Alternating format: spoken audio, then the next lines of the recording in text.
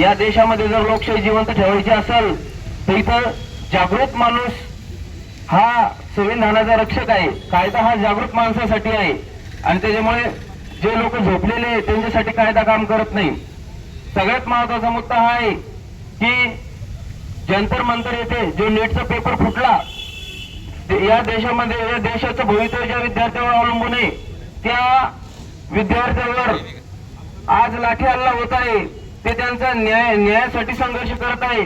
तो न्याय जर त्यांना मिळत नसेल, भारतीय संविधानाने सर्व नागरिकांना शांततापूर्व आंदोलन करण्याचा अधिकार दिलेला आहे. भारतीय राज्य घटनेनं सरकारचं बी ते काम आहे की शांततापूर्वक आंदोलन चालू असताना ते चिरडण्याचा अधिकार सरकारला बी नाही. तर माझं तुम्हाला सगळ्यात महत्वाचं आव्हान आहे या सरकारला की या देशाचा जो शिक्षण मंत्री आहे धर्मेंद्र प्रधान यांनी तत्काळ राजीनामा द्यावा.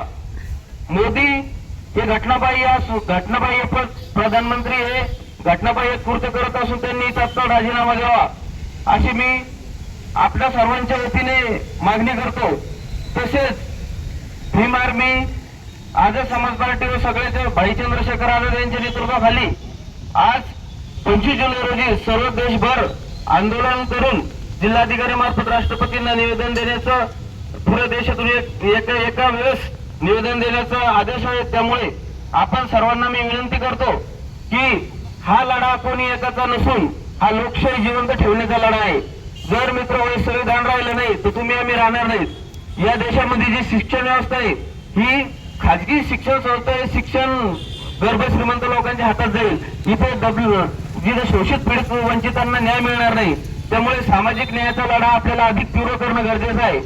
सामाजिक परिवर्तन करत असताना फुले शाहू आंबेडकरांचा हा महाराष्ट्र हा देश आहे आणि ही शिक्षणाची क्रांती ही महात्मा फुलेंनी चालू केलेली आहे. तो शेवटपर्यंत शिक्षणाचं बीज रुजलं पाहिजे. यासाठी आज पुरोगामी चळवळी पुढे आले पाहिजेत. पुरोगामी चळवळींना एक लक्ष करण्याचं षडयंत्र या देशामध्ये चालू आहे. त्यामुळे मी आपणा सर्वांना विनंती करतो की भारताचं संविधान वाचवण्यासाठी, संविधानिक लोकशाही वाचवण्यासाठी आपण सर्वांनी प्रयत्नरत असलं पाहिजे. आणि मी पुन्हा एकदा दिल्लीमध्ये झालेल्या जंतर मंतर येथे विद्यार्थ्यांवर जो अमानुष लाठी हल्ला झाला त्याचा जाहीर निषेध करतो आणि त्यांच्या विद्यार्थ्यांसाठी न्याय हक्कासाठी आम्ही शेवटपर्यंत लढत राहू अशी ग्वाही देतो. जय भीम, जय भारत.